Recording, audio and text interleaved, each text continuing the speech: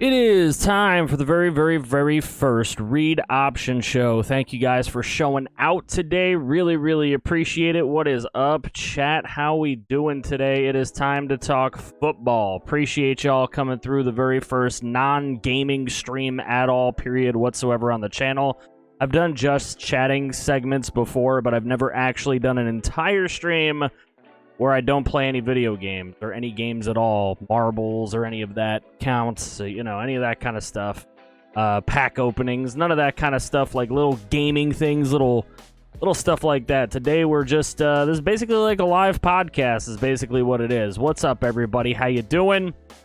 We will be taking chat questions. We will be polling you guys as well.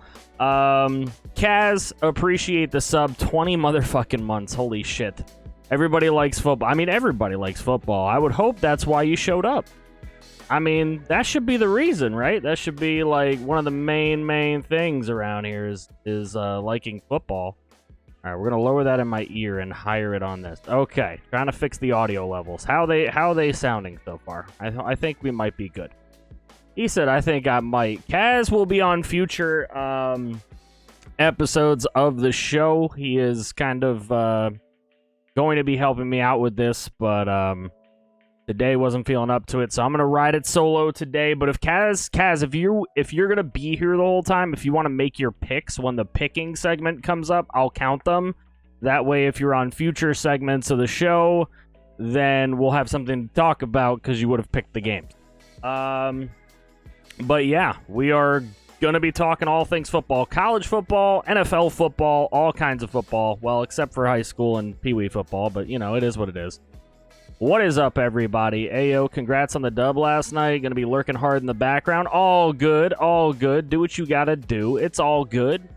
We are going to run through this. We're going to start off the segment, start off this show. We're going to go from college to the NFL. So the very first thing, obviously, I had kind of planned this whole show around Caz kind of being a part of it, but he'll just do it from the chat with me in a sort of way. But you will eventually see Caz Cray on this, so if you're watching it on replay on YouTube, because I do plan to throw this up on YouTube if any of you have to miss a live show, but it will be every Wednesday at 4 p.m. That's when I plan on doing these. Every Wednesday at 4 p.m. Eastern, we'll just sit here, talk football for about an hour and a half. It depends on you guys. Obviously, we'll be taking your questions. We'll be polling you guys and talking about it. So it's going to be a big part of my content. So we'll see what's up. What is up, everybody? I appreciate all you guys coming through. Walty, if you could just throw all the shout outs out there because, I don't want to flood it with shout out to this guy, shout out to that guy, if I'm going to be putting it on YouTube. So, the very first order of business, of course, if Caz was going to be at my side today, would be Florida State. I mean, Caz, the big Florida State fan here, they really put up a fight against number 9 Notre Dame, losing ultimately in overtime, 41-38. It was looking pretty bad for a little while there until Jordan Travis lost his helmet. And then, of course, the god, McKenzie Milton, coming into the ball game and leading FSU from behind to put it in overtime in the first place. So I really thought McKenzie Milton should be the starting quarterback for FSU this year, but I mean, I guess I can understand where they're coming from. I mean, when he trotted out there with that giant knee brace on, just about every hit caused a cringe from his parents in the stands. I mean, they were happy, but they were scared. That's kind of how it goes when you face catastrophic knee surgery. You had to have multiple surgeries. There was a setback that held him back an extra 6 months. But we're talking about the quarterback that for UCF in 2017 and 2018 was a Heisman-level guy. I mean, just take a look at these numbers. 2017, he threw for 4,037 yards at a 67% completion rate. That's crazy. 37 touchdowns, 9 interceptions in 13 games that season. He was amazing. Of course, the self-proclaimed national champions and all that of UCF. 2018, He throws for 2,600 yards, 2,663. He was having a little bit less of a season, a little bit of a down year, 59% completion, and he was thrown for 25 touchdowns, 6 interceptions before that knee injury. But it is good to see a guy like that come back. He transferred out of UCF because he wanted their current quarterback, who we'll talk about in a little bit, to get the spotlight over there. He felt it was his time to lead the Knights, so he went elsewhere where he would be needed, and man, was he needed on Sunday, because that was a hell of a game, and it was a hell of a game, in my opinion, because of McKenzie Milton. Y'all can disagree, but that, to me, is definitely the main story there. 18-point fourth quarter comeback for the Noles. They do ultimately lose it in overtime, but man, who knows? FSU could have a good season this year. Obviously probably not a national championship type year, but if they can win like 10 games and McKenzie Milton can be in a January bowl game, like that would be amazing. They have listed him as early as today. They have listed him as the co-starter on the depth chart, so things are looking up for McKenzie Milton for sure. Proud of FSU, but like we said, if Milton starts, FSU wins by a score or two. In my opinion, yes, but I think the look on the parents' faces was the same look from the coaching staff in practice, and I think ultimately their worry got the best of them in that game on Sunday, not starting him, to be honest with you. I think they probably start him if they weren't scared about it. I give a little bit of credit to the coaching staff at FSU for that, because if all you were concerned about was winning the football game, I think you definitely put Milton in. But I'm sure that they were worried about the kid's health. So I give them a little bit of credit there. I've kind of changed my viewpoint just slightly, just to kind of give them just the slightest edge of credit there in probably not wanting to start him week one right away out of the gate. But I think going forward, he's got to be the man there. That is just my complete and utter opinion right now. Defense played very well for the most part, too. Travis put him in a bad spot. Yeah, those 3 interceptions, I mean, a couple of the interceptions bounced in very weird ways, and that happens in football. But, yeah, the 3 interceptions, I think, kind of hurt him for sure. And, yeah, I definitely think it's valid to be worried about the knee. Yeah, I mean, I don't know how the rest of chat is feeling about that game, but I thought is definitely one of the best games of the week. Could have been one of the best wins of the week if FSU would have been able to pull that one out. But the thoughts on FSU, riding high right now. Hopefully they can continue that, and they do play kind of a cupcake next week, so they should be able to get it done. Prospects for the 2021 season, I'm thinking, they could win 8 to 10 games depending on how well Milton does. That ACC it's got a couple of nasty teams, but they're not, one of the stronger Power 5 conferences out there. I think they could do pretty well out there. Milton, I'm hoping, I'm pulling. I don't know. Do y'all think he can go to the NFL? Do you think somebody would take him? I think somebody might take a flyer on him in like maybe the fifth, sixth, maybe round. Maybe he can play himself up into the 3rd, maybe. I don't think he's going to be a 2nd or 1st round quarterback anymore with those injury concerns, but maybe somebody takes a late round flyer like the Colts did on Ellinger this year or something like that. But it would be nice to see. Turned it off when FSU got stopped on 4th down at their own 30-something yard line and only tuned back in for overtime. I mean, I don't blame you there, because it was looking pretty bad for them at that exact point, but that is when Milton came in.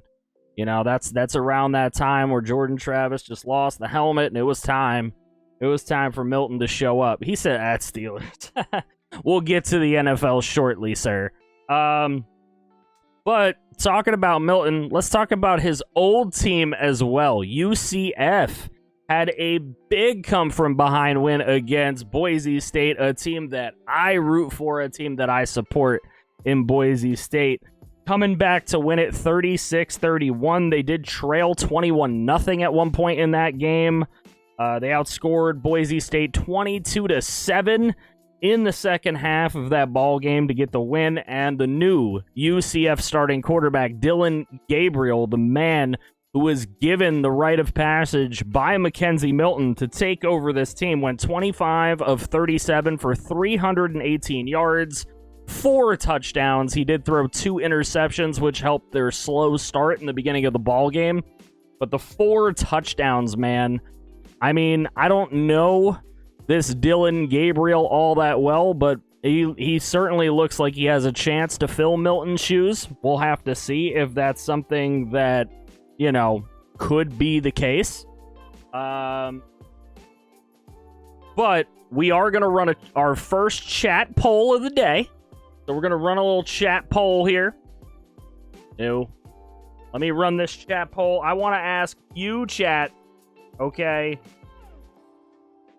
do you think that UCF Boise could build best out-of-conference rivalry if they were to continue playing each other? Would that be a really cool cross-conference rival that y'all would like to see? I will give you guys a minute. Why the hell is that? Why is that? No, we got to end that. New poll. There we go. All right. UCF Boise can build best out-of-conference rivalry. True? False. And if you say false, tell me who you think the best rivals out of conference are. And Notre Dame doesn't count because they're independent. Nobody with Notre Dame counts. So I want somebody who's in a conference against somebody else who's in a completely different conference. What is the best out of conference rivalry that you guys like to watch?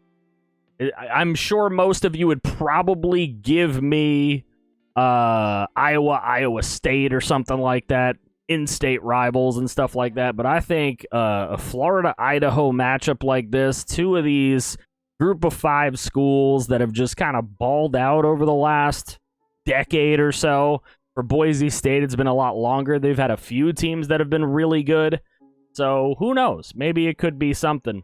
BYU, Utah. See, you're giving another in-state rival like that. I think it's Florida State. See, another in-state rival. See, in-state rival, like, while it does answer the question, it does so in the little bit of a cheating way. Because in-state rivals are in-state rivals. I mean, there's no way to get around that, right? So that's one thing. It's like taking, you know, Cincinnati and Ohio State and be like, yeah, that's the best rival. I mean, it's an in-state thing. So you're always going to battle for turf war.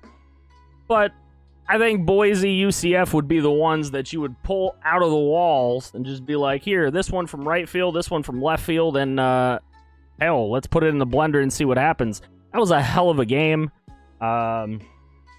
So I think Dillon Gabriel can fill McKenzie Milton's shoes. That could be cool. The conference realignment is rumored that the Big 12 could be going after both of these teams, so maybe they'll be in the same conference before long. You won't know.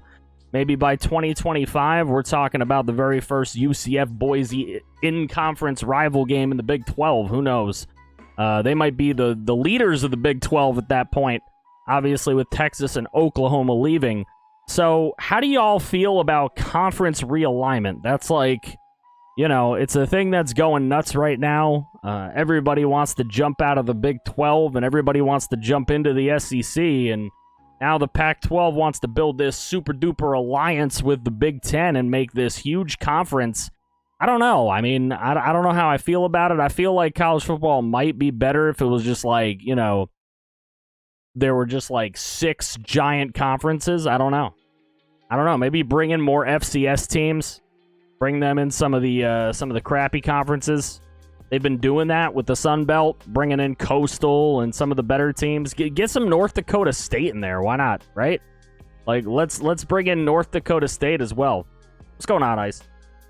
Army, Navy, then? Well, yeah, Army, Navy. There you go. That one definitely answers the question perfectly. But yeah. You definitely have a point with Army, Navy, but of course that's military versus military, and that's always going to be big too. I don't know why they don't have that with like Air Force though. I mean, I guess it's kind of big amongst them, but it's not big amongst the fans and the people watching the games on TV. But yeah, NDSU and the MAC would be cool. It would be fun just to have NDSU in there, man. They're always producing these quarterbacks that sling the ball all over the place. It would be really fun to see. Probably turn off the clip playing dealio. It's kind of hard to turn it off. I would, but I'm not gonna. NDSU would kill the MAC. They might. I mean, you don't know. That's another thing we're going to get to. The FCS teams had a really nice showing this weekend, and it was really cool to see some of those FCS teams show out against some of these higher-level schools. So that's definitely something I want to get to as well. So Oklahoma, Texas to the SEC. I know we got CJ in the house, Mr. Cinco Ocho. How do you feel about your team jumping over to the SEC? I know you probably feel like it'll help for recruiting, but do you think they have a chance of beating some of those SEC schools? Can they play the defense needed? Montana, UC Davis, yeah, we'll get to that. App State came in and won the Sun Belt their first 2 seasons. It's definitely possible. I mean, it's definitely not out of the realm of possibility.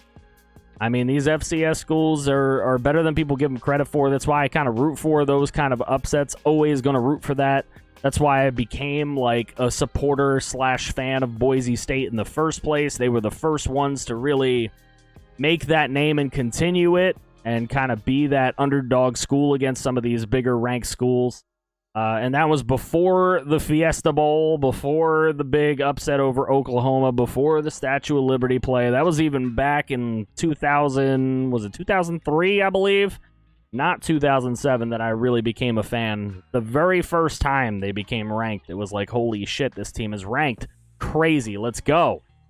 Imagine if instead of expanding the college football playoff, we had another 4-team playoff between the FBS, FCS, D2, and D3 champs. I don't know, like, I know the balance is getting a little closer, but I don't know if D3 really has a chance against FCS. It would be cool to see it, but I don't know if that's going to work kind of the way it turns the gears in our head. You know what I'm saying? Like, I don't know if that's exactly what we're looking for. But it is a good thought. By the way, the poll tied true-false. It was only 1-1. There's a lot more people in here, but only 2 people voted on it. What's going on, Plax? All right, so another big game to talk about. Ohio State having a little bit of trouble with Minnesota early. The number 4 team in the nation. Their new starting quarterback, C.J. Stroud, struggled out of the gate, but ended up throwing 4 second-half touchdown passes en route to Ohio State, just winning by multiple scores over Minnesota anyway. So how much of that was just opening day jitters and kind of settling himself down, or is that the type of quarterback we're going to get, a tale of 2 quarterbacks?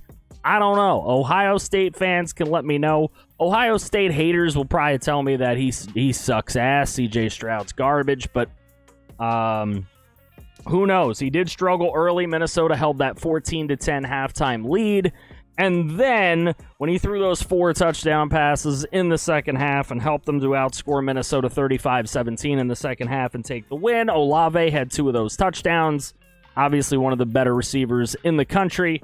And he has been for a couple of years now, so who knows? Ohio State, you know, it looked like they were struggling with Minnesota, but they ended up coming away with a multiple score win. So Ohio State, are they as good as the number 3 team in the nation that they're ranked now? Who knows? Will they easily float on to the college football playoff? Who knows? A team that I think can surprise and maybe take that throne from them, maybe Iowa.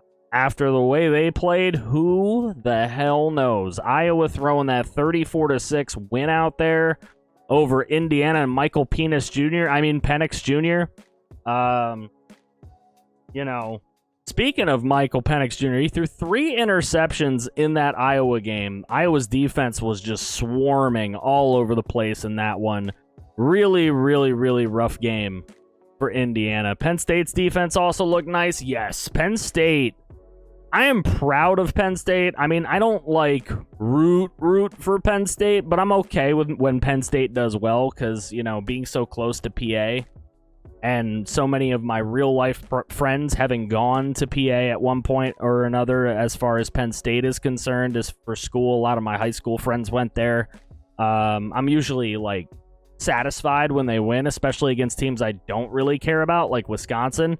So I was satisfied with that win, but man, both quarterbacks looked relatively meh, like for real. Wisconsin quarterback couldn't get anything going. Penn State's quarterback, Sean Clifford, he couldn't get anything going either. The defenses were looking really, really good.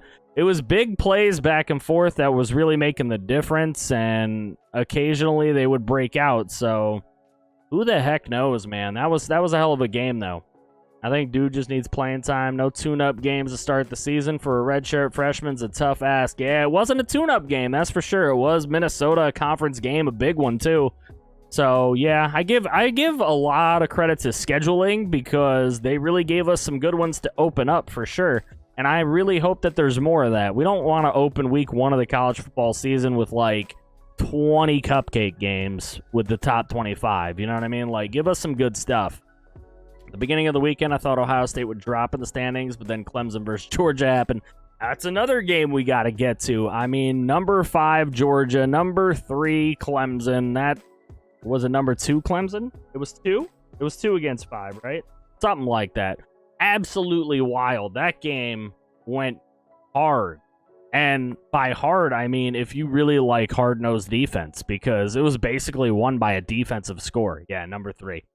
Texas and UL Lafayette, that's another good rank versus rank matchup. We got a lot of good ones, man.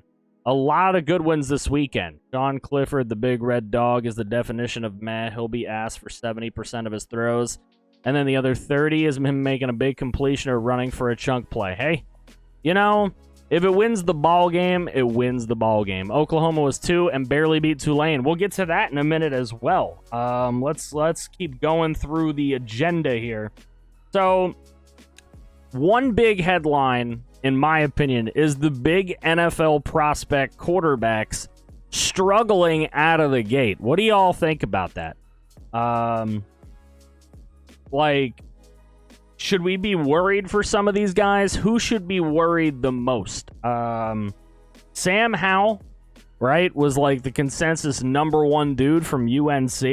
He goes 17 of 32 for 208. With a touchdown and 3 interceptions. Like, and they lose to Virginia Tech.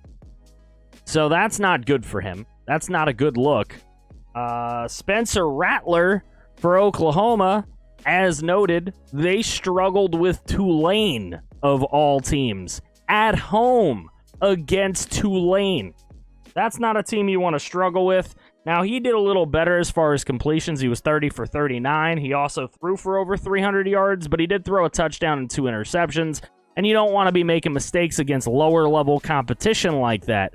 How much of it for these guys is playing to the level of competition, and how much is it that maybe they're just not all that good? That's kind of what we don't really know yet, you know? Think Howell's draft stock drops and Malik Willis rises. Hey, that's my... I'm only in one college fantasy league. That's my college fantasy quarterback right there. Malik Willis. That's my guy. So he had a good game. Liberty crushed Campbell. It was no big deal. But it's not really a game of super note. But there you go. It is good to see Malik Willis playing well. JT Daniels out of Georgia. And DJ, I don't even know how you say it, ukulele. I'm just gonna call him the ukulele. Out of Clemson, both of them throwing for under 200 yards with a pick. No touchdowns, obviously. The only touchdown in the game was a defensive touchdown, an interception return. So, a lot of these big-time quarterbacks not looking all that great. Matt Corral out of Ole Miss might end up taking that giant rise for sure. Swami asked for an opinion on Sam Howell about a year ago, and Blackjack responded saying he's a poor man's Baker Mayfield. Never seen something more accurate than that so far. Tulsa being one of the best group of 5s last year, then losing. Oh, yeah, that is the next storyline. But let me write a little poll up in here. I want to poll my chat again. We are going to poll the chat. And if you're watching on YouTube and you want to be a part of these polls in the future, then come on over to the YouTube live streams. We'll be doing them every Wednesday afternoon at 4 p.m. Eastern, just chatting some football. Which NFL prospect quarterback should be worried? Is it Sam Howell, Spencer Rattler, JT Daniels, or DJ Ukulele? I don't know. I'm just spelling it any old way. There we go. You know what I mean. He's in there. Can't help it. We're talking sports. He said JT looked trash. Man, Elm said he was gonna hard lurk. Hey, talking sports, we're bringing him out of the lurk cage. You know what I mean? You love to see it. You love to see it. So we'll find out what your answer to that question is, because I love polling the chat. But in the meantime, FCS teams shining. They were shining stars this week. He said all 4 overrated. Rattler's overrated as hell, in my opinion. I mean, hey, if all 4 are overrated, what's going to end up happening? Is it going to be Dylan Gabriel and Matt Corral as the top 2 QBs? It's going to be fun to see how this season progresses. But the FCS teams do shine. They show out. I want to give a special shout out. The only loser FCS team that I'm going to talk about, Western Illinois Leathernecks. If you were on the YouTube channel when the Western Illinois Leathernecks series in College Hoops 2K8 was a thing, then you an OG right now. But yes, Western Illinois giving Ball State a run for their money. They didn't pull it off. They lost by 10, 21-31, but they definitely gave them a run for their money, as Spencer Rattler wins the poll with 5 votes as the NFL prospect that should be worried. He is in one of the bigger spotlights, so yeah. He said, yes, that's why I followed you. Yo! Oh my. Tight spot, you're crazy. Absolutely wild. Did not know you went that far back, bro. In my opinion, it's Howell. Dude was the consensus number 1 after his freshman year, and now he looks like Daniel Jones without the legs. Oof. Oof. College basketball. Let's go, tight spot. Desmond Ridder for QB1? Maybe. Maybe he's got to show it out, you know, in any big game that he'll have. Princess Kelsey, I appreciate the host. Thank you, thank you. Shout out Princess Kelsey. Let's go. Rattler reminds me of Sam Darnold. Way too many interceptions for me to like him. I definitely agree there. Guys that make mistakes are never going to be my kind of guy, for sure. Matt Corral, not a biased pick at all. I know, you're like Matt Corral's #1 biggest fanboy, so I totally get it. I added Western Illinois to my dynasty along with me as Illinois State. Let's go, Specta. That's what I want to hear about. So Western Illinois puts a big showing in, and then you had all these winners, right? UC Davis with the 19-17 win over Tulsa. They were ranked in the high 20s last year. They have fallen from grace. Obviously, they lost a big-time pick in the linebacker that is somehow escaping my mind at the moment. But he was a big, yes, Zaven Collins. That's what I'm talking about. So, yeah. Zaven Collins, one of the best defensive players in the country last year. They lose him to Arizona as a first-round pick, right? Thank you, Elm. Hey, fam with the 25 biddies. I appreciate you, bro. So without Zaven Collins now, you know, but that shouldn't... They apparently graduated a lot of guys as well, but still, you know, you're an FBS school and you were ranked last year. You couldn't bring in any recruiting. You couldn't bring in any guys that could make you somewhat of at least to beat UC Davis, right? But a baseball school of all things, they couldn't beat. Only returned 7 starters on D. Well, that's 7 out of 11. That's only losing 4 people. You kept more than you lost, put it that way. Oh my God. Zach with the host as well. Appreciate you, Zach. We're getting a lot of hosts now at this 4:35 time slot. Won both your softball games? Let's go, Zach. All right, so for those that are just joining, this is the Read Option Show. This is a new simulcast type of show. I'm going to call it a simulcast because it's not really a podcast, because it's not solely audio. It's visual as well. But this is a new simulcast that I'll be doing with Caz Cray when he's ready to jump on into it. But for now, I'm going to fly it solo on the very first Scuffed episode. I'll be adding things to it as things go along. I'll be planning more ahead of time than I did this time. But obviously, I'm taking I take Saturdays, most of Saturdays and all of Sundays off from content creation now because it is football season. And I'm going to be watching some damn football games so I can give you all the best opinions that I can have. So, this is kind of what we're doing. Stick Hat, I appreciate you, Zach. So, this will go up as like a long-form video on YouTube. So, it'll just be, I'm not going to edit it. I'm going to go full out, just take the whole thing, throw it up on YouTube as a thing and see who checks it out. Maybe get some more people to come in here and check it out live, but it will be every 4 p.m. Eastern on every Wednesday, so that will be fun. But the FCS teams, as we were saying, shining. UC Davis with that big win over Tulsa. Eastern Washington, 35-33 in overtime at UNLV. That had to be a fun one. Not for UNLV students, but that had to be a fun game, right? What's up, Amish? I won this draft binder thing from Scott Hansen. You did? No way. You actually won that? That's hilarious, bro.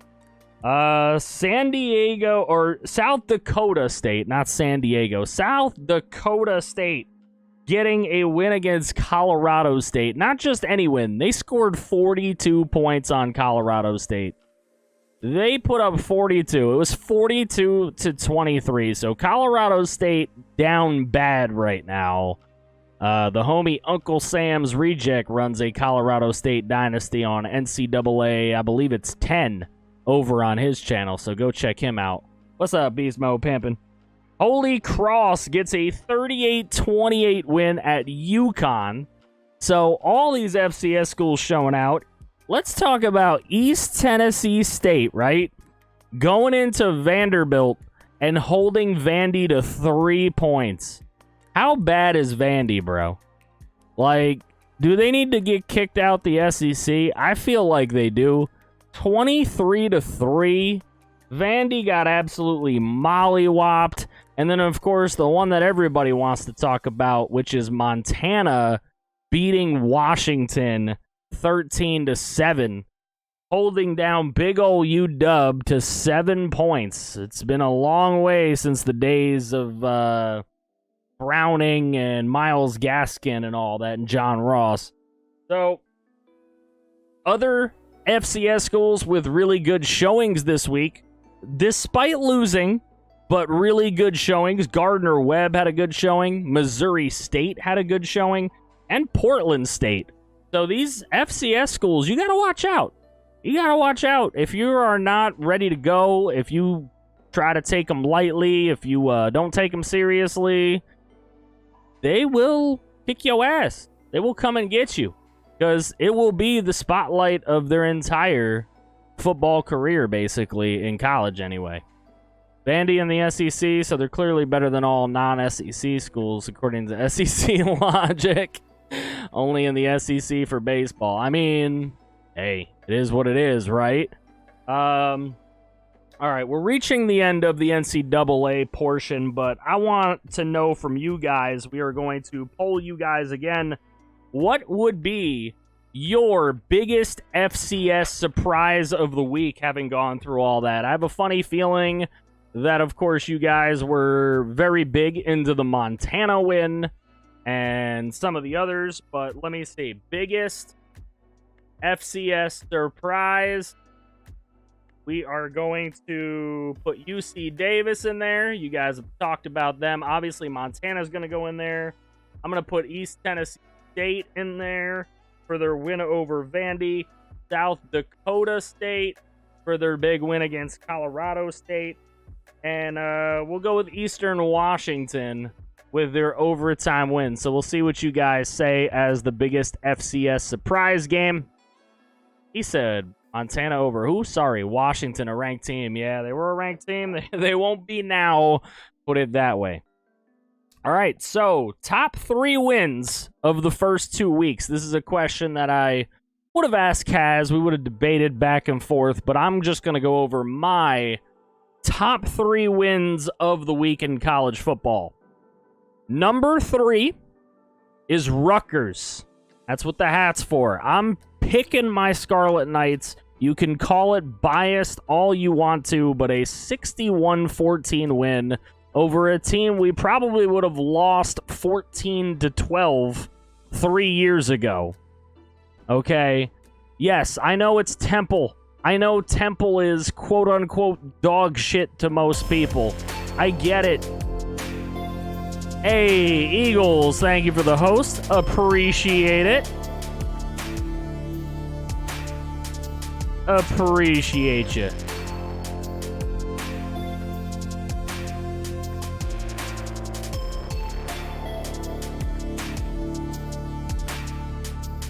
I know that Temple, for most people, is absolute dog shit. I 100% get that. But look, like I said, 3 years ago, maybe even 2 years ago, we would have lost to Temple 14-10 or 13-6 or some bullshit. But we actually won 61-14. So I have to say that is a hell of a win for us. We actually had 4 different rushers rush for a touchdown. That's wild. The defense was insane. Forced 5 turnovers. Started the game with a safety. Absolutely incredible play. I just hope it can continue because we do take on Syracuse, and for the first time that I can remember in a pretty long time, Rutgers is going to be favored against another Power 5 team. Like, that's weird to me, all right? Rutgers is actually favored on the road in Syracuse at the Carrier Dome. So that could be huge. That could be huge. My top... All right, here we go. Caz Cray's top 3 of the week for those watching on YouTube. Again, his link will be in the description. Go check his channel out. My top 3. He says Virginia Tech beating UNC. That was definitely a good win, yeah. Georgia beating Clemson. I'll get to that. And Montana beating Washington. Those are definitely good wins. Yes, sir. Those are definitely good candidates. See, I feel like we would have debated on this one pretty nicely. I feel like we would have. Maryland won against West Virginia, so I'm happy. As you should be, Walty. Little Tua, little Tagovailoa, getting his shit on. All right. But number 2, the number 2 win for me is a bit of a tie. All right. Georgia over Clemson is obviously in that tie right now for me. And Penn State over Wisconsin is also in that tie for second. I think that they were both done pretty much the same way. Highly defensive games, hostile environments on the road. Penn State in Wisconsin. That crowd was bumping. I was watching that entire game. Georgia, Clemson, that thing was really rough defensively. It was a big defensive play that broke it for Georgia, obviously. And I just think both of those games, kind of the same fashion, kind of the same thing, and deserve that kind of tie. But for me, yes, Ice Pick. My number 1 win of the week is Iowa absolutely mollywhopping Indiana, because there was so much talk of this Indiana team and what Michael Penix could do, and they completely shut him down. Iowa just completely smashed him. And what surprises me is that the way Iowa State played last week, they didn't win by all that much against a far inferior opponent, and they are favored in this game against Iowa. I guess it's because it is in Ames, so that would probably be the thing. Iowa winning doesn't surprise me. They always play tough, yeah, but it's not the fact that they won. It's the fact that there was never a doubt. This game was 31-3 at the half. It wasn't a game. From the start of it, they just steamrolled Indiana, and there was no shot that Indiana ever really had in the game. Ever since they came out with their jerseys spelled wrong, they just did not have a shot to win it. So that's kind of how I feel about it. Now, to close out the segment, as I take a look at this poll here, it seems like you guys completely... Well, it was a bit of a spread. There was a vote for just about everything except Eastern Washington, but Montana ends up barely winning the poll. So thank you guys for participating in these polls and participating in chat, because it does make the show all that much better. So the week ahead is what we've got to look at to close out the college football segment. And obviously there's some games going on. We're going to get to the picks segment. Caz, I know you're in the house.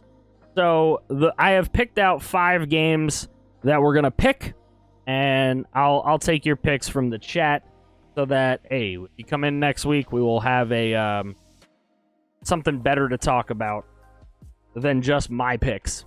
So, obviously, both of our favorite teams, Rutgers is on the road in Syracuse in the Carrier Dome. Florida State will be hosting Jacksonville State. That should not be a problem for them. I would imagine that should be at least a 6-score game. Judging by the way they played Notre Dame, and Jacksonville State actually lost 31-0 to somebody this week, so I would totally put it on Florida State to absolutely manhandle that game. But we're not picking the Florida State game because that's too easy. We are going to pick against the spread, so I will let you know.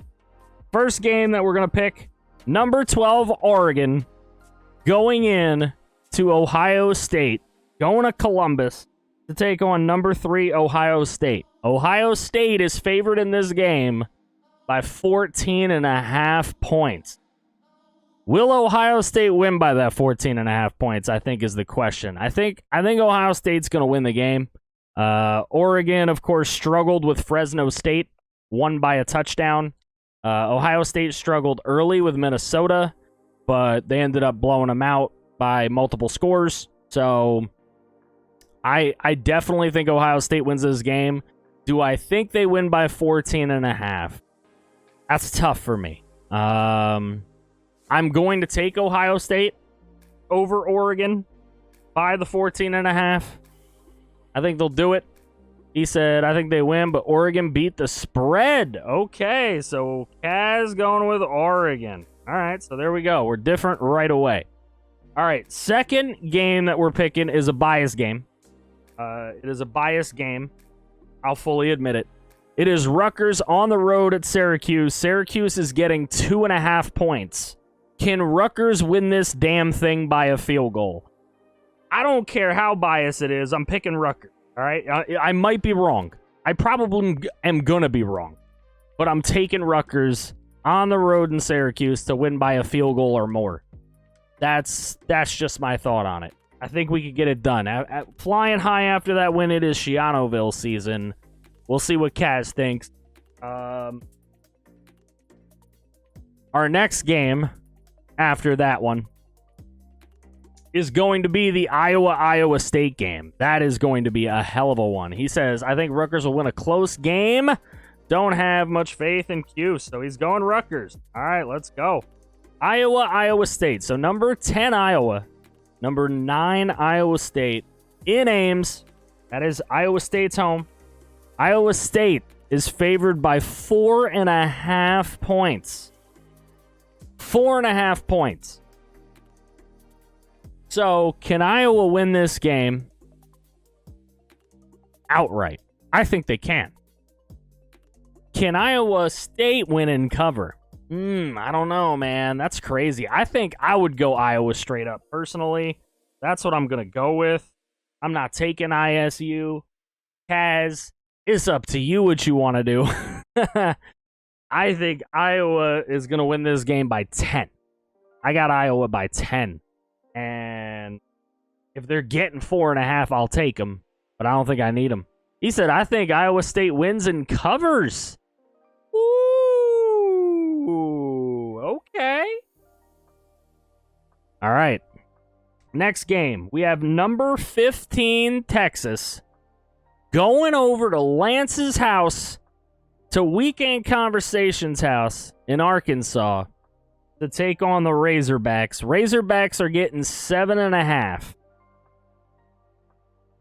I feel like this is one of those games that maybe the Razorbacks could play to the level of competition and give Texas a hard time.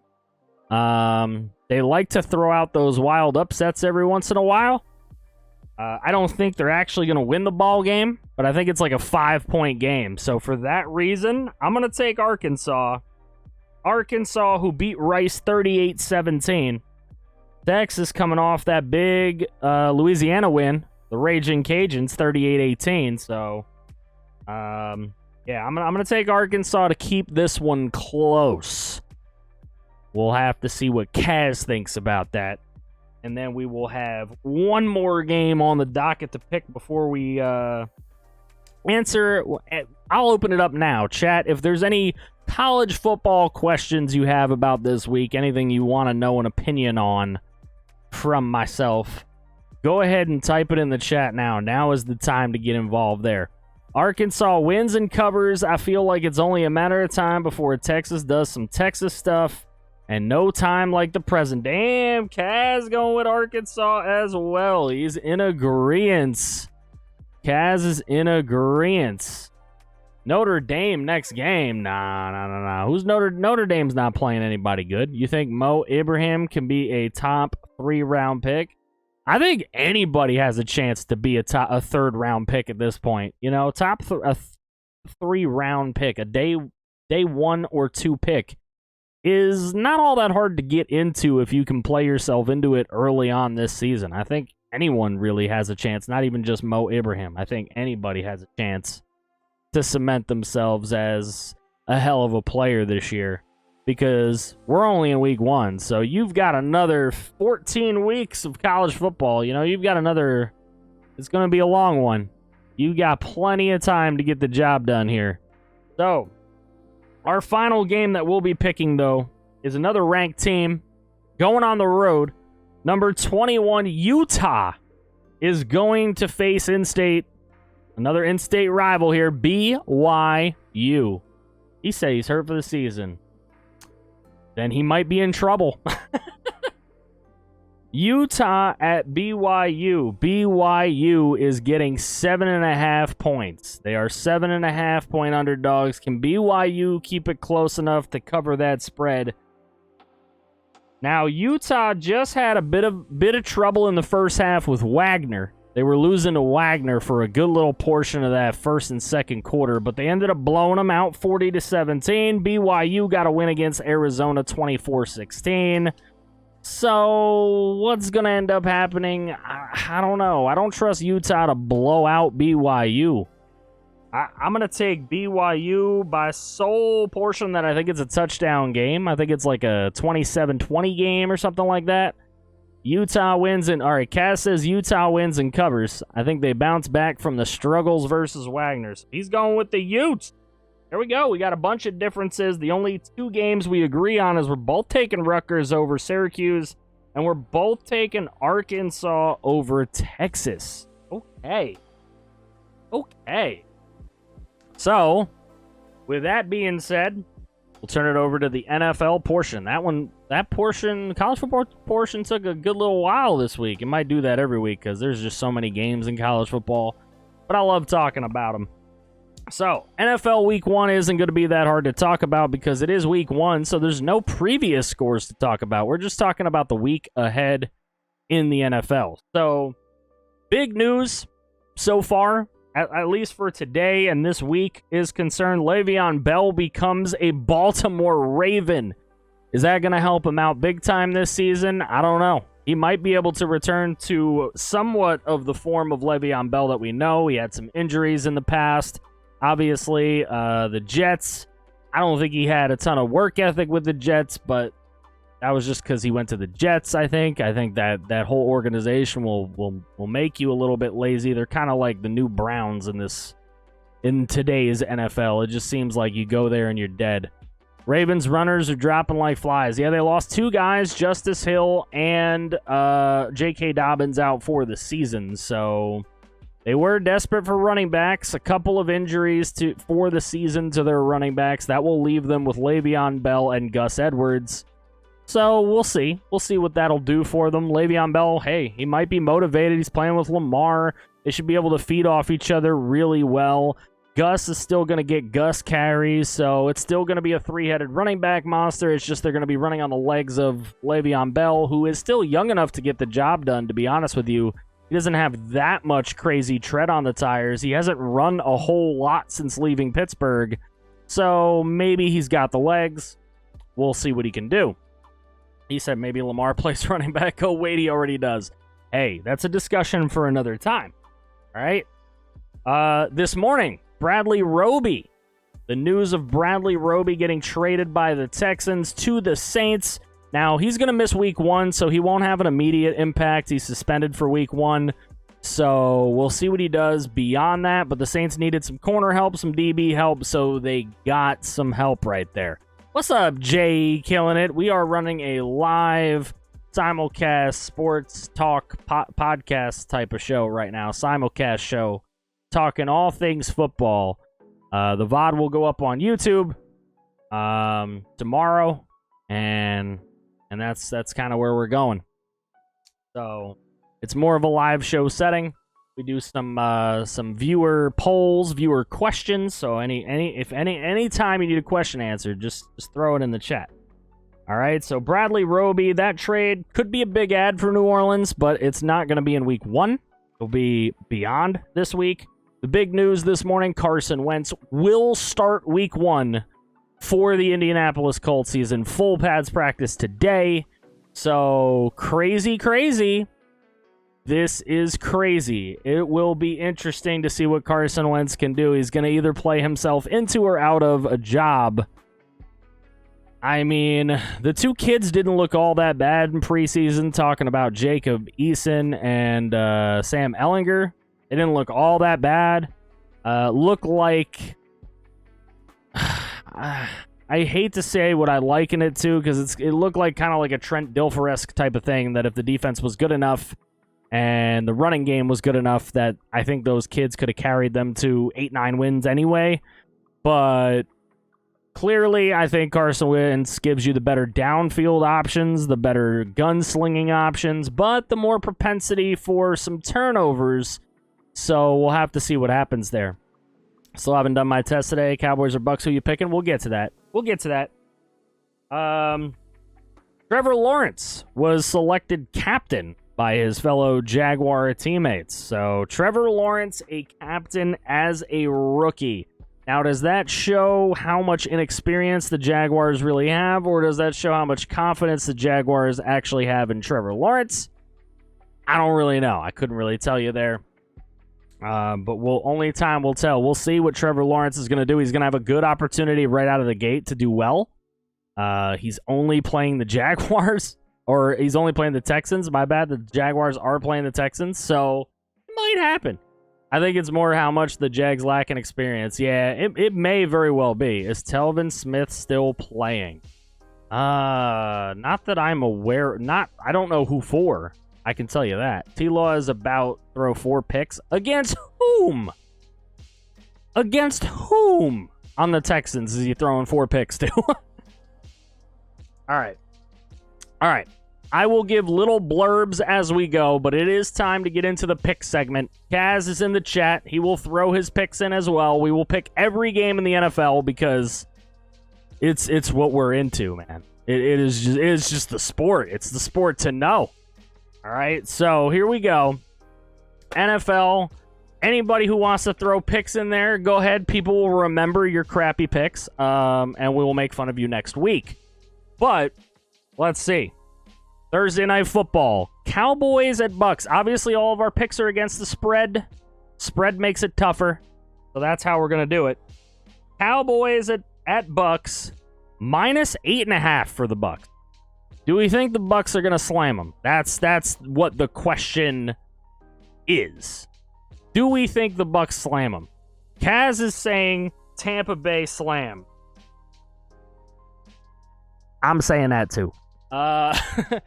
Without Zach Martin, he's out due to COVID. So I don't think the Cowboys are in this game. Bucks 31-21. That seems very highly likely. I don't think Dallas scores 21. I'll be real with you. I think Dallas is going to put up 17 points, maybe even 13 points, maybe a couple of field goals, one less touchdown. Might be 13 points, to be honest. I think it could be, I would venture to say, a 34-13 game. That's kind of what I'm thinking right now. Which I have no problem watching the Cowboys get blown out. I have zero problem with it. Dak is the new Romo. I could see Bucks 24-13. I say 31-13. We're not that far off, Elmy. We're not all that far off. He said, why y'all got to make me be devil's advocate? Watch, Dak's going to find a way to win. I mean, he might. But this is the thing, is Dak is way worse without Zach Martin. The whole team is worse without Zach Martin. Zach Martin's just that. He's that big hog up front. You kind of need to be there. Next game. Jaguars at Texans. The Texans are getting 3.5 points at home against a rookie quarterback making his first NFL start. If that doesn't tell you how bad the Texans are,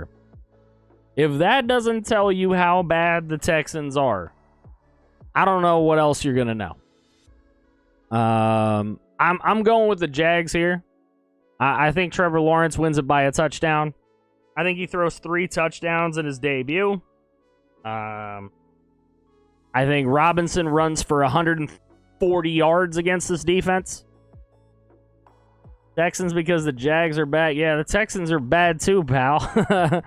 He said, do I have to pick this game? I say Jags win. Hey, we pick every game, Caz. You got to pick them all. We got another 14 to go. All right, here we go. He said, I'm taking Jacksonville because Texans are starting Tyrod Taylor, and they won't trust him. Davis Mills. Oh, gosh, yeah. He is the mentor. I don't know if Davis Mills is going to be awesome, but we'll see. We'll see. All right, next game. Speaking of Herbert, Justin Herbert going to the nation's capital to take on Fitzmagic.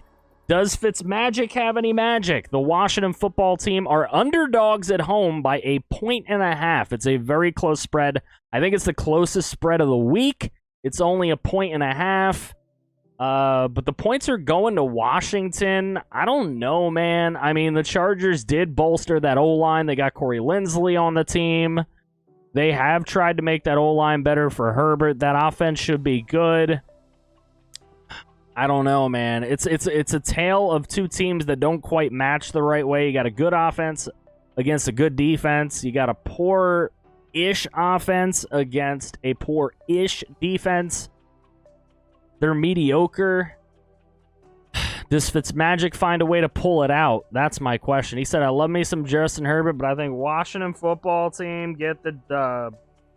You know what? I'm going to take LA. Everybody seems to be on the Washington train. That tells me something. It tells me go the other way. If too many people are liking one team, I think Washington struggles out of the gate, though, to find the chemistry offensively that they're going to need to carry on the rest of the season, but they'll get there at some point. Fitzmagic, you never know which Fitzmagic you're going to get. I mean, as much as people raved how good he was last year for the Dolphins, he only threw like 13 touchdowns or something like that, so it's nothing too crazy.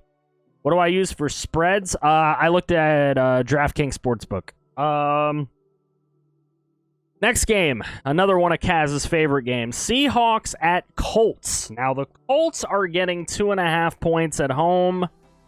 Carson Wentz will be making the start, of course, against Russell Wilson. This should be big. I don't know. This is going to be a good one. The Colts should be able to slow down Russell Wilson a little bit.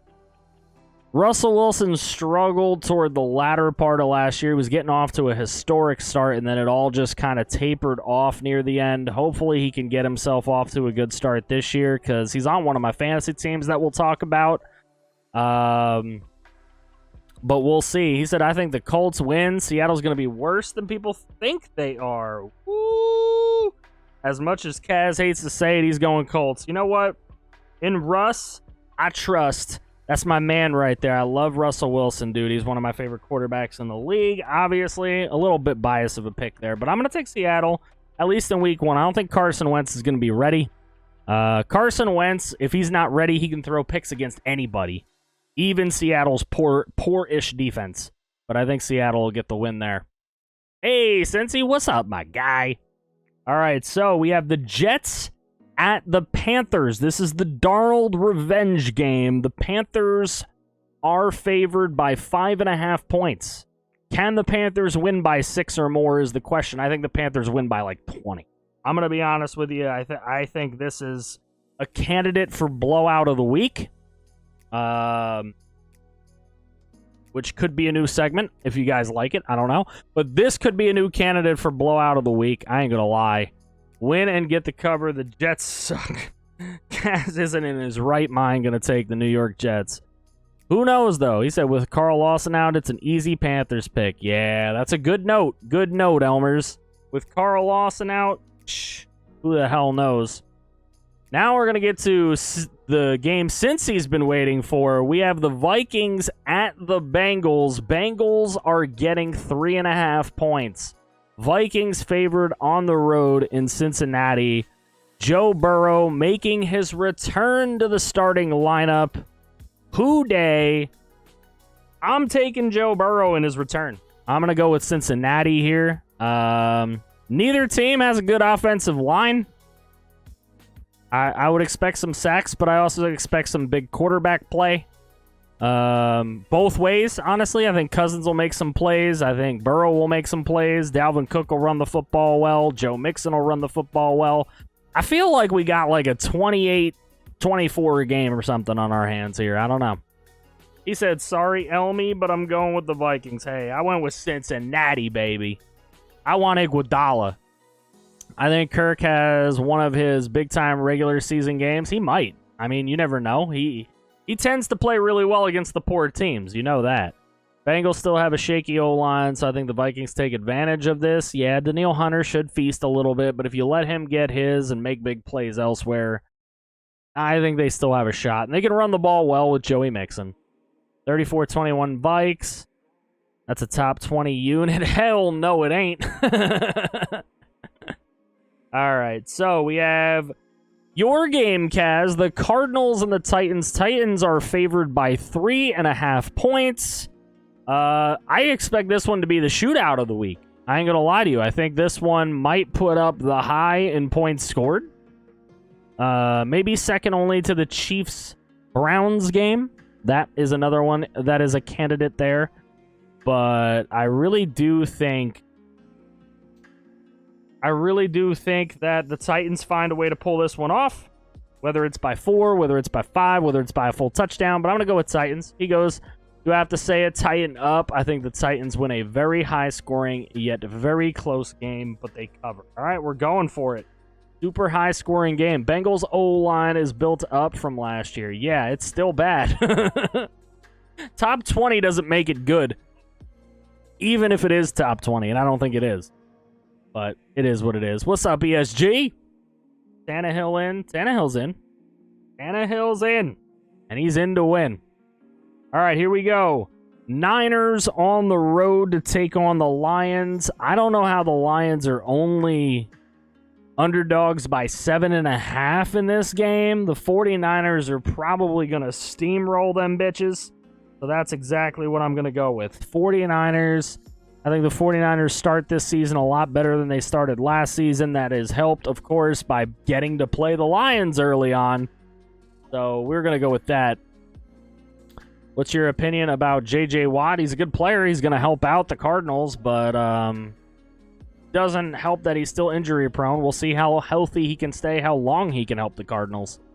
Niners win big. They got everyone back. They should stifle the Lions. Exactly. I wholeheartedly agree with you there. 40-10. I don't know. I was thinking more along the lines of 24-3 or something.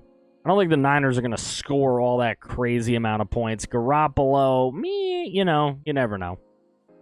All right, Steelers, Bills. The Bills seem to be that team that has the better of the Steelers for some reason, but The Bills are favored by 6.5. Can they beat the Steelers by 6.5? Their last couple of meetings have been very close games.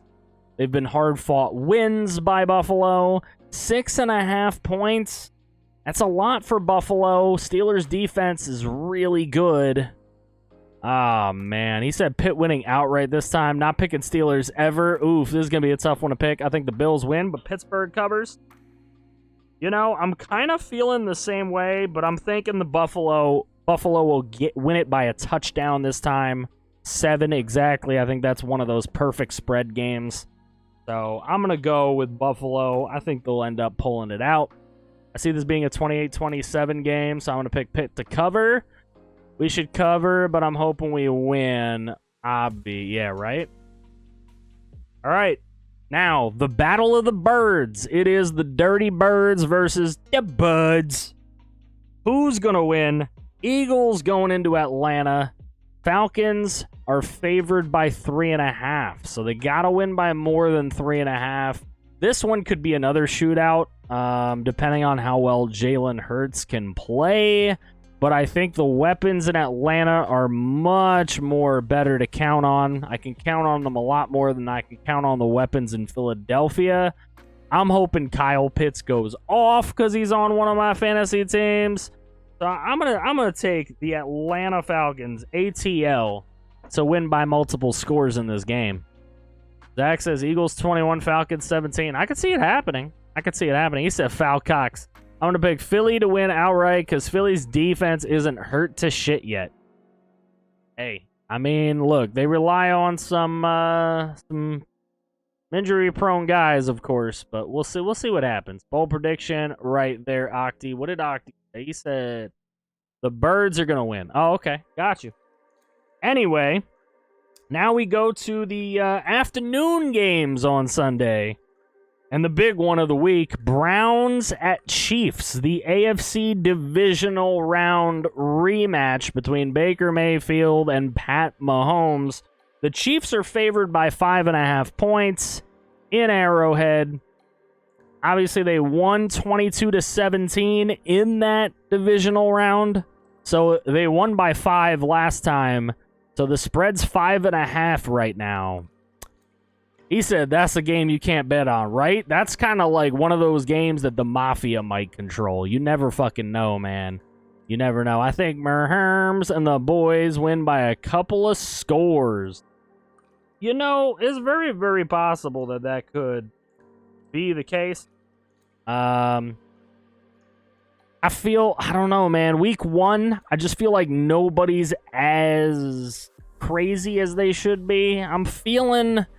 I don't know why, but I'm feeling like a 34-30 game. I'm feeling like a big-time shootout. I'm going to go with Cleveland to cover. I don't think they're going to win the ball game. All right. The next one, in another big game, it is Jameis Winston era in New Orleans as they are underdogs by 3.5 points at home against the Packers. So, is that game actually going to be played in New Orleans, though? Are they good to play that in New Orleans? That's the one piece of news that I don't have on hand. I'm a little curious about that. If that game's not actually in New Orleans, that could be trouble. Packers win big. See, I don't know about winning big, man. That's tough. I got Jameis throwing 3 TDs and no picks, and the Saints win outright. Hey, I was thinking it. You just said it. I mean, but this is the thing. I think it goes back and forth. I think Jameis will score. I think Aaron Rodgers will do his thing. And I think Randall Cobb is a difference maker here. Somebody other than Devontae Adams who he is comfortable with to throw the football to. I think Randall Cobb will make the big difference in this one. And that is how Green Bay will win by that 1 touchdown to cover this spread. It is bias of me to expect Green Bay to lose. It's in Jacksonville. Okay, yeah, that's probably not. That's more of a neutral site. Hey, T-Clink with a gifted sub to Zach. That's number 611 in the channel. You're absolutely wild, T-Clink. I love you, bro. What's going on, my homie? Shout yourself out, bruh. Shout yourself out. Who did I pick from Browns and Chiefs? I picked the Browns. I just... Sometimes I pick just to go opposite of Caz, you know what I mean? But I really do think the Browns can keep that game close. All right, Broncos Gigantes. Let's see. Broncos Gigantes. Giants are getting 3.5 points at home in this game. Giants getting 3.5 points at home. This game could be an outright mess with bad quarterback play all throughout. I know the Broncos are starting Teddy because he takes care of the football, but I think the Giants' defense is better than a lot of people want to give it credit for. Jabril Peppers runs all over that field. Bradbury's one of the top 10 corners in the league, maybe 5 sometimes, when he feels like being it. Chris Phoenix, appreciate the host.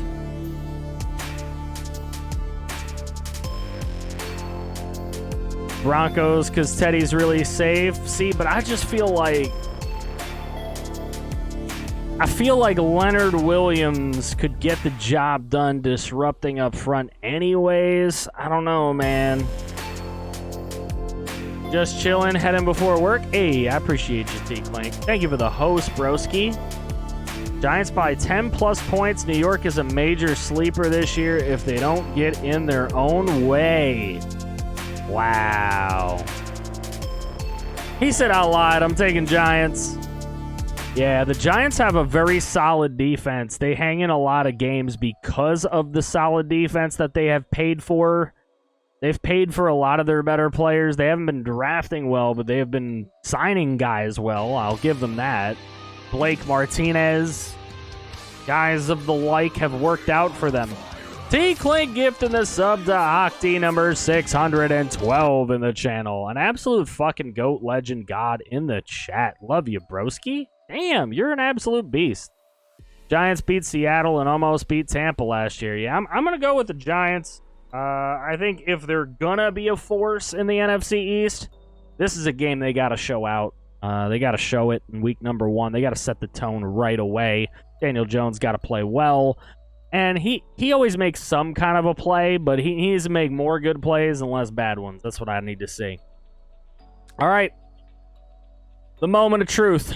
Dolphins at Pats. This year we open at the Pats instead of at home against the Pats. We don't have to play them at the end of the year in New England. We'll have to play them probably at the end of the year in Miami.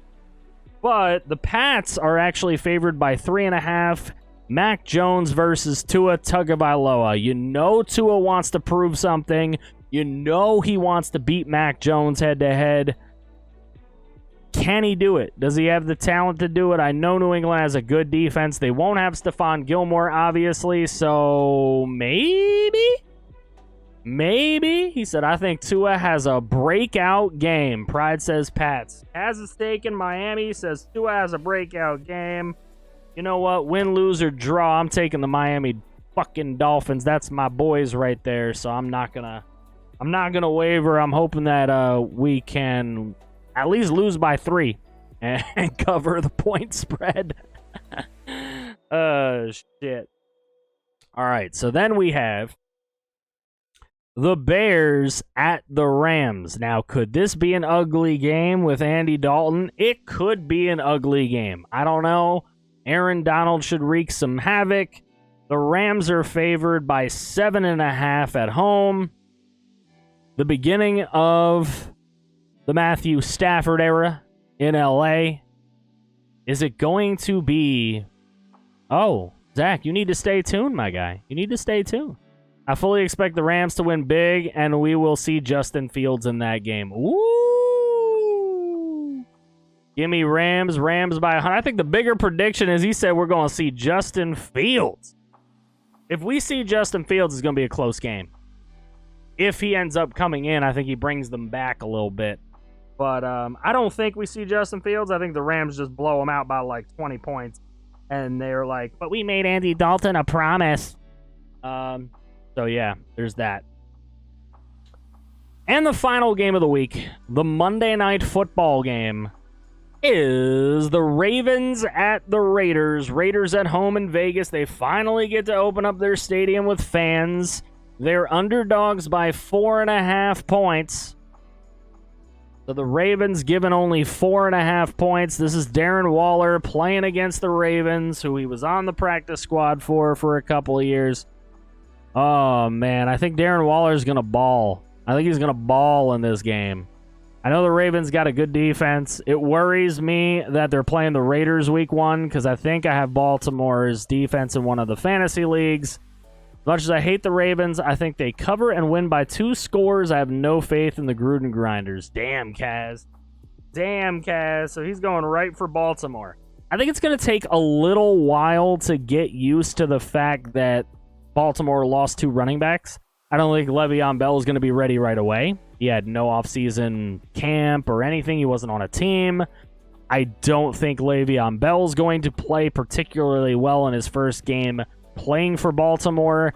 And I think the Gruden Grinders are going to find a way to simply, as former Raider coach John Madden said, just score more points than the other team. So I'm going to go with the Vegas Raiders. I think the Raiders will find a way to at least get with the coverage within 3 points and make, or at least within 4 points and get it done. Unless Gruden benches Carr for Mariota, or unless Darren Waller scores 3 touchdowns against his former team. I think that's definitely possible. All right, so I would say, did we pick any true upsets? Let me see. What kind of upsets did we pick here? I mean, I picked Seattle to win on the road. That's somewhat of an upset. But is there anything we were consensus on that would be an upset? Because I'm a little weirded out that we really didn't get consensus on any upsets. I mean, the Giants, I guess, the home upset.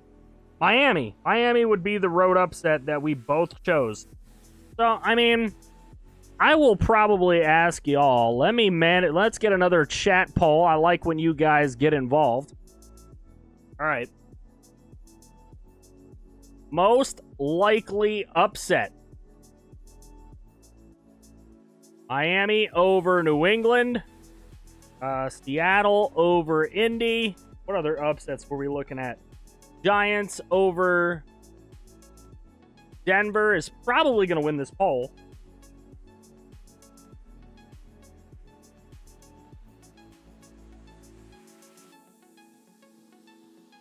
I'll put the bias one in there. Pittsburgh over Buffalo. New Orleans over Green Bay. I'll give you all that shot. We'll give you guys a minute to answer that poll. I'll have another poll for you guys after that. But now we're going to move into the final segment of the show. Can't be a forever segment, but it is the final segment of the show. I'm opening up your questions about fantasy football. If you have any stardom situm questions for me, if you have any matchup-related questions for me on fantasy football, I will go over my fantasy teams. Personally, I have 2 fantasy teams that I'm going to go over. I'm not going to go over any of the franchise gaming fantasy leagues that I'm in because I'm not giving you all insight into my shit and how I think. That's not what this show is going to be about. But I will give you guys insight into the NCAA football streamer league that I'm in with a bunch of streamers, including Jimmy Two Blunts and JT Gaming and all those type of guys. This week, this would be my starting lineup. I'm starting Russell Wilson at quarterback. He's projected 19 points against Indianapolis. I'm hoping they don't slow him down too much. Austin Eckler, I'm starting against Washington football team. He's projected 14.7 points. I love Austin Eckler. I love what he's going to be able to give them if the rush comes in too much. I think they're going to dump it to him. And I love a healthy Austin Eckler. Nothing I love more than that. Myles Gaskin, 10.9 against New England, is going to be in my starting rotation. Gaskin's just the everything guy. Hand it off to him, screen it to him. Throw deeper passes to him. They do just about everything with Myles Gaskin, so I'm hoping he has a big day against New England and helps us to a victory as a Dolphin fan. Tyreek Hill is projected 18.2 against Cleveland. I think it's pretty much a foregone conclusion. He's probably going to catch like a 40-yard touchdown, so that's 10 points right there, plus whatever else he does in the game. I have Mike Evans for 15 points against Dallas. I think Mike Evans could end up with 25 against Dallas. I don't know the corner that's going to stop him. Mike Evans is just bigger than you. He's stronger than you. And in some cases, he's faster than you. But we'll see. Darren Waller Jr., Kyle Pitts is starting for me at tight end. 11.1 points projected against Philadelphia. I think it could be way more than that. He could really have a hell of a freaking game against the Philly defense. I also threw Randall Cobb in there as my flex. 8.7 points against New Orleans. I think he does much better than that in a PPR type of league. I think Aaron Rodgers will look to him often. He'll probably get 5 catches on the day. That'll be 5 points right there.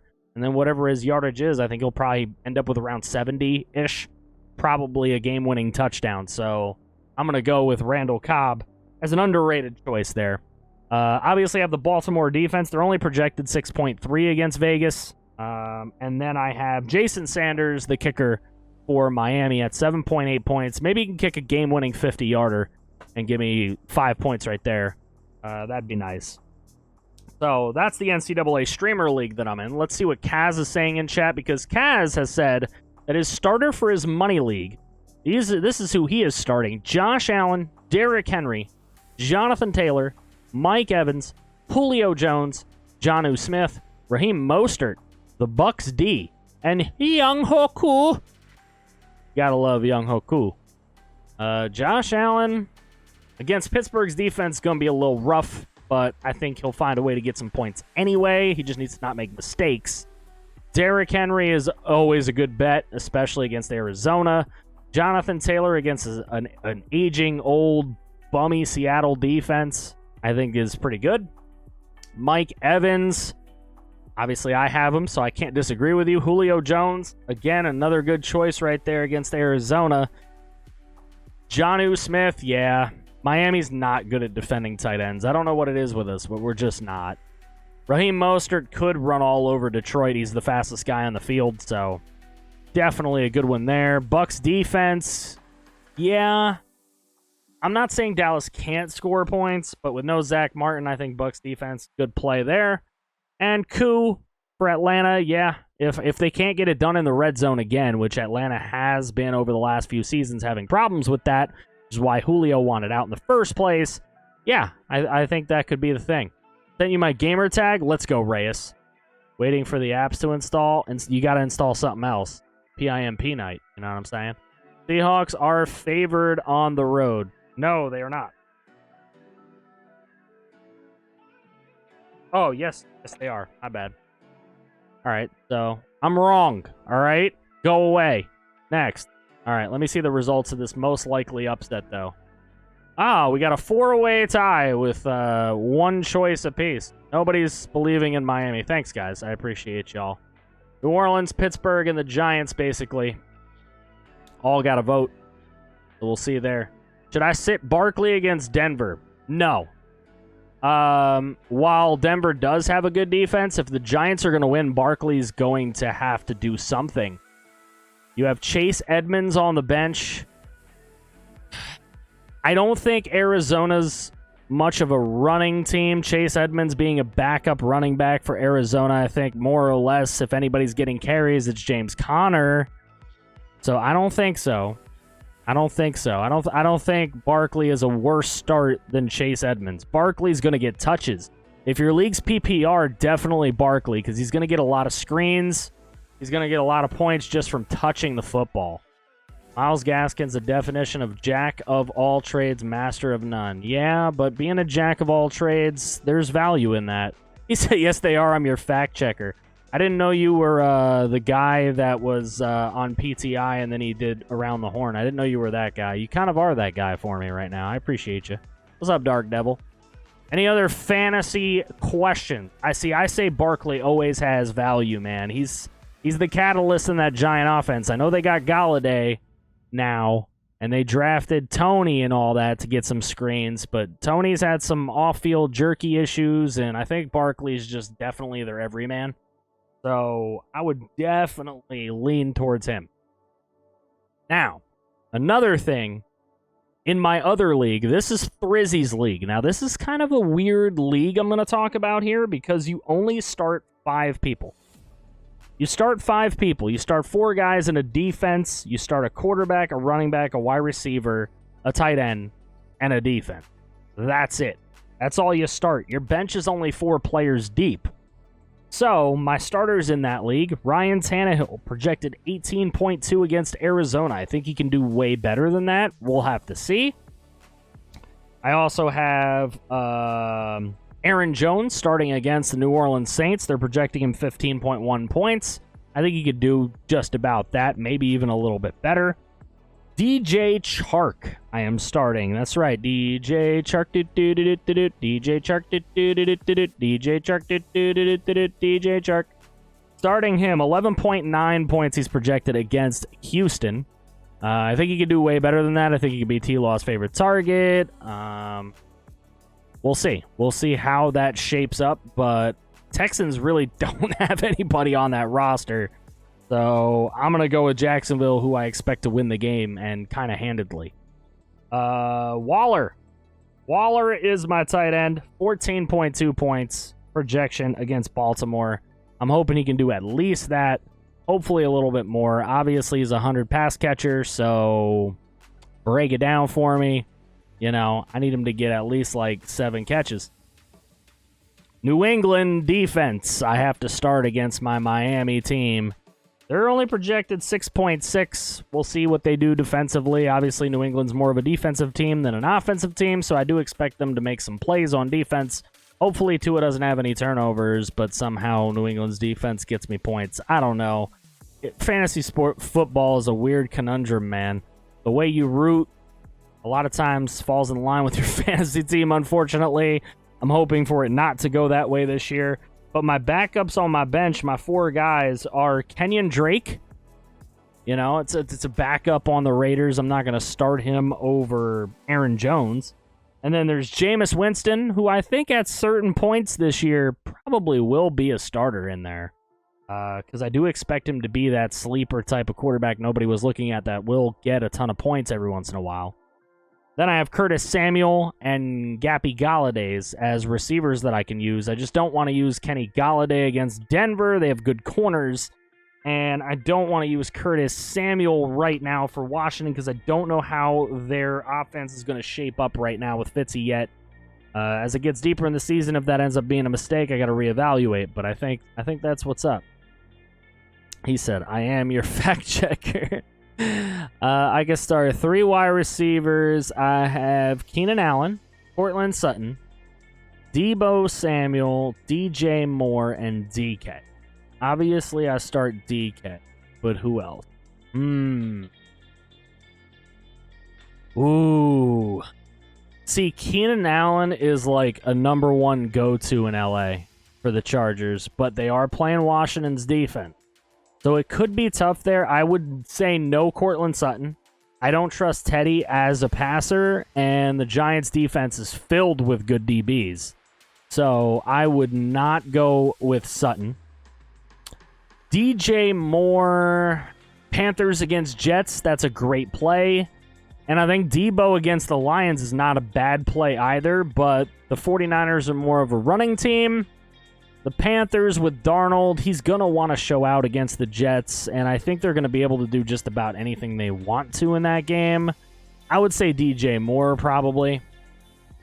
I would have to agree with Elmer's in the chat there. DJ Moore, either DJ Moore or you go with the sure thing, Keenan Allen, because he's almost certainly going to get you something. You just don't know how much it's going to be, because he will be the number 1 target for Justin Herbert, but outside of that, you don't really know what he's going to do.